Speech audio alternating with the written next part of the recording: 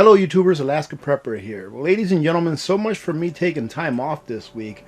I can't help it. I think that this news is very important. And obviously, what am I talking about again? Rising prices, ladies and gentlemen. It's not just here in the United States. Also, over there in Britain, this person here, what's his name? Well, we'll get to his name here in a minute. But worse to come for food price rises, says the CEO of Tesco, which I'm assuming is a large supermarket chain in Britain.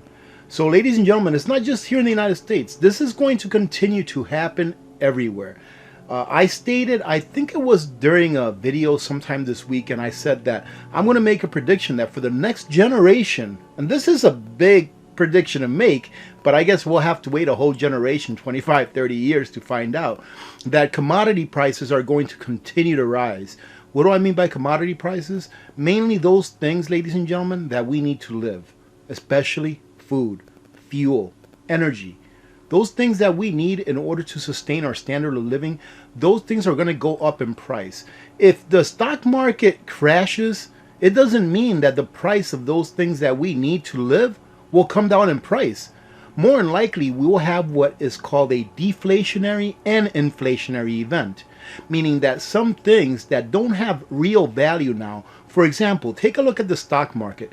Do you really think that some of these companies that have a PE ratio or price to earnings ratio, and for those of you that don't know what a PE ratio is or price to earnings is, let's say that I like to use Tesla, for example. Let's say that Tesla's valuation is $1 trillion. Okay, so let's say that they're valued at $1 trillion when you take all of the stocks that they have or all of the shares of their stock that they have and you add them up. Let's say it's $1 trillion, right? So they have a market cap of $1 trillion. Now let's say that they only profit $1 billion a year. So after they've paid all the light bills, after they paid all of their employees, everything, they profit $1 billion a year. You take that $1 billion and divide it into their price, right, which is $1 trillion. That means it would take roughly 1,000 years for that company to be able to realize what it profits into what it's worth. Now, a good price to earnings ratio historically has been around 15, 17, right? And Tesla is actually pretty close to what I just said. I don't think it's 1,000 right now. It used to be like 1,200 a while back, months ago. I think it's a little lower now because the stock value has gone down, but I think it's a little close to that. It's definitely in the several hundreds, their PE. All right, ladies and gentlemen. So only because stocks go down doesn't mean that the price of food is going to go down with them. More than likely, it's going to go up even more. Why is that, ladies and gentlemen? Because when the stock market crashes or the stocks go down, that is money that is being transferred from one thing to another. All right, so the money or the valuation of that stock, it doesn't just disappear. It's money that's being transferred from one thing to another. So you may see prices of other things going up while the stock market is going down. It depends on how much of a deflationary crisis we go into before it becomes inflationary. But anyways, let me get off my soapbox here and let's see what this gentleman has to say. The chairman of Britain's biggest supermarket has warned the worst is yet to come on rising food prices. Ladies and gentlemen, the reason I find this so important is because these people that are sitting at the top, when they say that it's going to get bad or worse, that is when you really need to listen. Because what they're doing is they're priming the population. They're priming you to expect these prices to go up. That way they don't say, I didn't tell you, I told you ahead of time. So the time to prepare is now, ladies and gentlemen. Tesco's John Allen told BBC he was aware people were on very tight budgets and having to choose between food and heating. And he says that it troubles us. But he said grocers and suppliers were not immune from rising energy costs. And ladies and gentlemen, remember what I've said in the past. When the government comes out and starts blaming these supermarkets, suppliers, whatever it is, saying that they're greedy, and then they say that they're going to put in price controls, we are getting very close to the end of you being able to stock up in a meaningful way. Once they put in price controls, what's going to happen is that a lot of these manufacturers, supermarkets, businesses of whatever type it may be, they're going to go out of business. So if they put food price controls on supermarkets, a lot of them are going to go out of business, and eventually all you're going to have is the few that are selling what the government allows them to sell because of the price controls. Just take a look at Cuba. Take a look at Venezuela. All right, take a look. Those are two very good examples of governments putting price controls on their population, and then those things that the population or that the people need in order to sustain just their normal everyday life, they either go up in price extremely high or they're just not available altogether. Mr. Allen also defended Tesco against claims from food poverty activist Jack Monroe that the cost of basic staples were rising faster than other goods. He estimated supermarket prices could rise as much as 5% by the spring. Now, that may not sound like a lot, ladies and gentlemen, but that is a lot. That is 5% by what? By April? That's on average 1.25% per month. That's about 15 or more percent on an annual basis, like 18% on an annual basis. That is a very big number, and that's on top of what they've already gone up. He says, we are impacted by rising energy prices. Our suppliers are impacted by rising energy prices. So the likelihood is that the inflation figure will rise, he said. And have you seen the price of oil lately, ladies and gentlemen? It's still hovering around the $90 mark.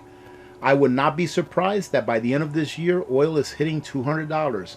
Because let me tell you about the uneducated economist. So he makes a very good point. He says that so far, all of the inflation that has happened so far, that it's not really due to all of the money printing. And to me, that is a great point. The way I see it is that the money has to be available in order for those things to be purchased. If not, the price couldn't go up. But the point he makes is this, is that throughout the last couple of years where they've printed about 40% of all of the money that's ever been created in the United States, throughout that time, the velocity of money, which is the frequency at which money is exchanged throughout the economy, the velocity of money has stayed historically low, which means that money, or that fiat currency as what it really is not really what's affecting the inflation or the price of things going up, but that it is the scarcity because of the shipping crisis, because of the energy prices and all these kinds of things. And if he is right, ladies and gentlemen, I'll tell you what, we are in for a much, much worse inflationary crisis than what I thought. And the reason for that is because if the inflation in the money supply that has been produced over the last couple of years still has not hit the economy, and we're still getting this kind of inflation, then when it finally does, because eventually it will, it has to go somewhere. If the Fed does start to sell off its balance sheet, hopefully that will dampen it a little bit, but I'm not sure that it's going to help very much, ladies and gentlemen. The Federal Reserve has about $8 trillion or so, $9 trillion in its balance sheet. There is no way that they're going to be able to sell $9 trillion of junk bonds. I don't know who's going to buy it. Mr. Allen said he recognizes the cost of food took up a bigger proportion of household budgets for people on lower incomes. People having to choose between heating their homes and feeding their families. And that's something that I've talked about in the past. I've said in the past that people will have to choose between heating their home and or feeding their families. And the thing is that when people hear someone like me talk about this early on, they don't see it. I don't know how anyone could not see it right now, could not see that we have a very big problem with food inflation. But if they still don't see it, they will definitely see it here, I would say, come by summer. I mean, the video that I just put up earlier today shows that just one item in Sam's Club has gone up 60% within the last 3.5 to 4 months. And that is amazing. And I think that that's going to start happening across the board, ladies and gentlemen. And I'll go ahead and finish it off with this, ladies and gentlemen. I'll leave the link to this article in a pinned comment, so if you want to revisit it, you can go revisit it. It says here, annual UK inflation is currently 5.4%, a 30-year high, and is predicted to top 7% this year. Meanwhile, the cost of energy is set to soar under new price cap rules, prompting the Chancellor to unveil a support package for households last week. And What I believe they mean by the support package, I think I read somewhere that said that the government was going to give every household a credit of £200 that they can then pay back in installments, annual installments for like the next 5 years or so. But really think about it, ladies and gentlemen. How much is that really going to help? How much will that really help? Do they think that fuel prices are going to go down next year? I mean, I hope they do, but I kind of doubt it, to tell you the truth. It depends on whether they start having climate lockdowns, because when that happens, then not as many people are driving and flying and stuff like that. And here I am laughing about saying climate lockdowns because I've heard that before, but I wouldn't be surprised if they tried pushing something like that as well. Right now, I believe we are going through the period that I predicted to be an economic food shortage, meaning that food is getting more expensive, but there's still some food on the shelf. All right, ladies and gentlemen, so you can still get it. There will come a time where that food on the shelf will be very, very scarce. And on top of that, will be extremely expensive. So if you're not stocking up, this is the time to do it. Having said that, thank you very much for joining in. Remember to be good to each other. When good people do good things happen. Remember to reach one, teach one, and repeat. If we all did this, the world would be a better place. And you know that it will be a better place. Many blessings to all of you and your families. I'm Alaska Prepper. I'm out. If you are in the part of your preparedness plan where you are stocking up on long-term food storage, Nutrient Survival is offering this breakfast bundle through the end of February. And it includes their #1 bestseller, the Homestyle Scramble. In addition, it includes the Maple Almond Grain Crunch, Chocolate Grain Crunch, a pack of the Citrus Orange Flavored Immune Boost, a #10 can of the powdered vitamin eggs, and a box of the Vitamin Coffee, which is the best spray-dried coffee I've ever had. Nutrient Survival allowed me to put this breakfast bundle together, and I am sure that it will not disappoint. In addition, this is the first time ever that Nutrient Survival has offered some swag, and the first 250 orders will have a Nutrient Survival t-shirt included, but only while supplies last. This is by far the most nutrient-dense food I've ever had, and it tastes great. So feed your freedom with Nutrient Survival.